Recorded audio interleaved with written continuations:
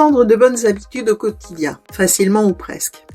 Ah, les bonnes habitudes, se lever tôt, boire de l'eau, méditer, ranger la maison, manger équilibré, bref. Cette version idéale de vous-même qu'on rêve de devenir à partir de lundi ou du 1er janvier ou, d'un jour non identifié dans un futur plus ou moins proche. Mais aujourd'hui, c'est décidé. On va s'y mettre, on va changer de vie, nouvelle routine. On va le faire facilement. Osons crier de grands mots, développement personnel, organisation maison, créer une habitude et aller, un dernier pour la route, prendre sa vie en main. Enfin bon, on va essayer. On n'est pas superwoman non plus. Le mythe du « il faut juste de la volonté ». Alors ça, c'est ce que disent les gens qui n'ont jamais essayé de faire du sport à 6h du matin en hiver dans le froid. La vérité, c'est simple. Pour beaucoup de femmes, ce n'est pas une question de volonté, c'est une question de système et aussi un peu de ruse. Et beaucoup de trucs de flemmards de maligne. Parce qu'on ne va pas se mentir.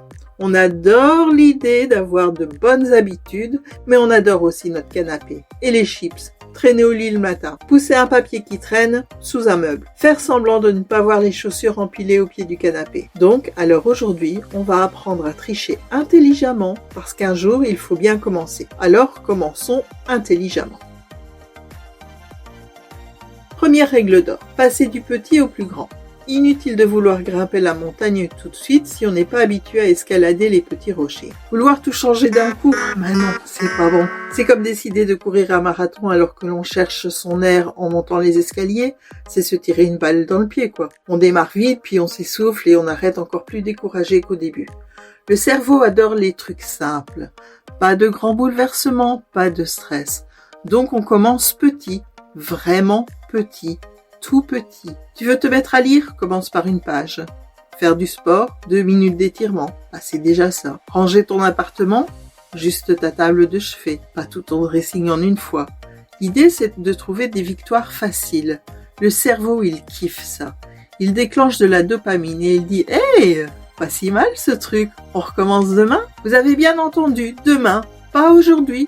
Parce qu'aujourd'hui, on a déjà eu une victoire.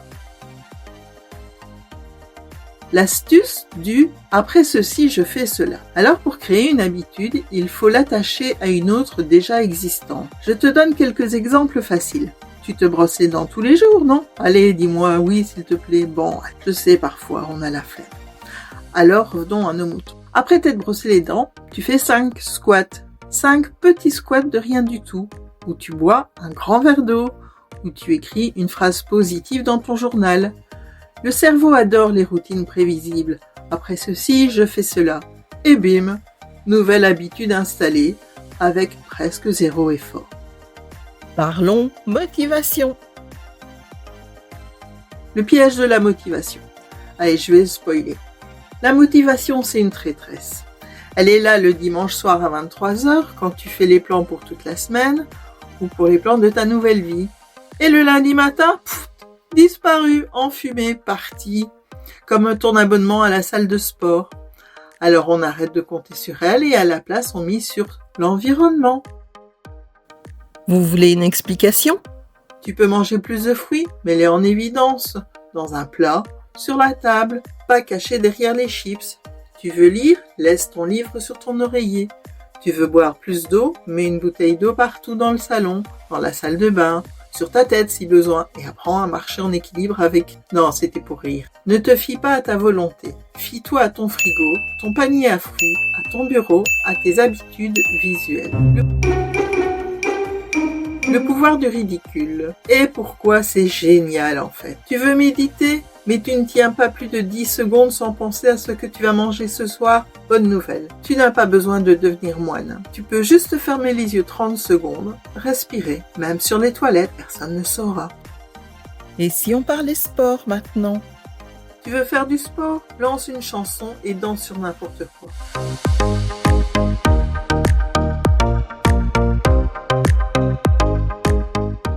N'importe comment pendant 2 minutes.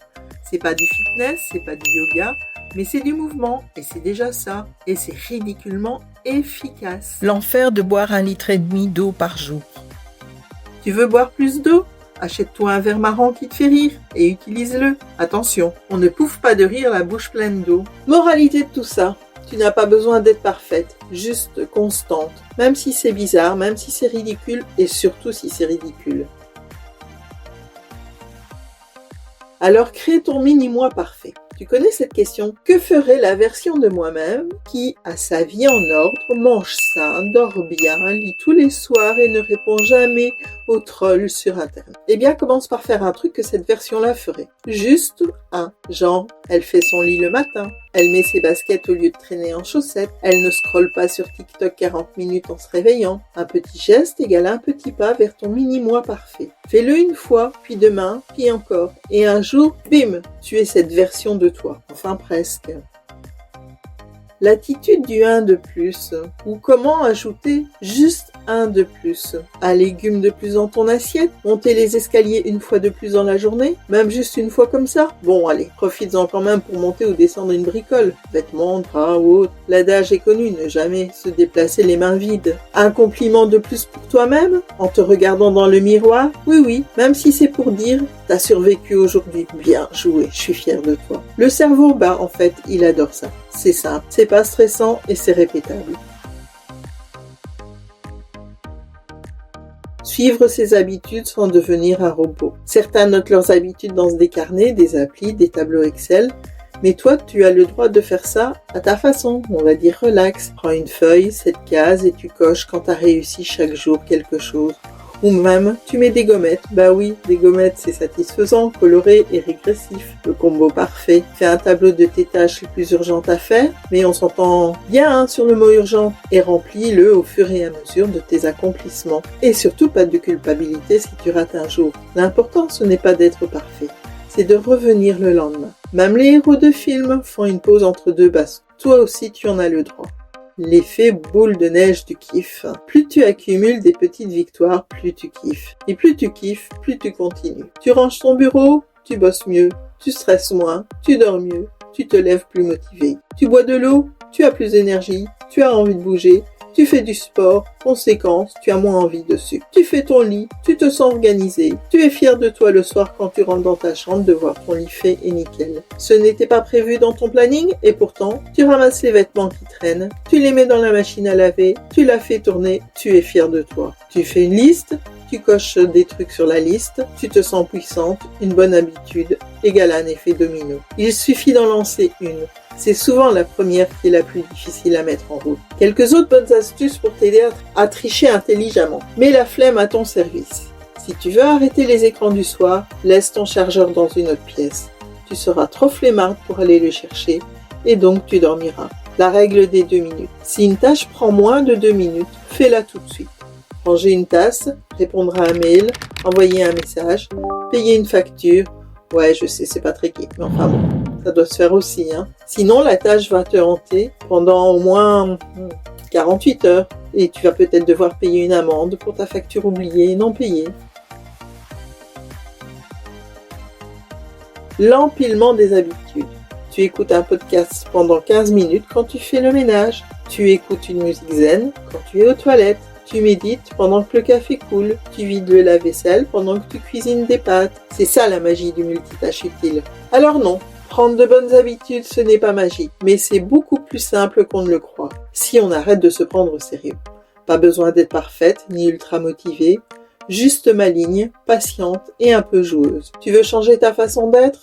Commence par mettre des gommettes dans ta vie, ou faire un squat après le brossage des dents. Et si tu rates un jour, tu recommences le lendemain. Parce que tu n'es pas une machine, tu es juste humaine. Une humaine avec des baskets et une playlist habitudes de championne.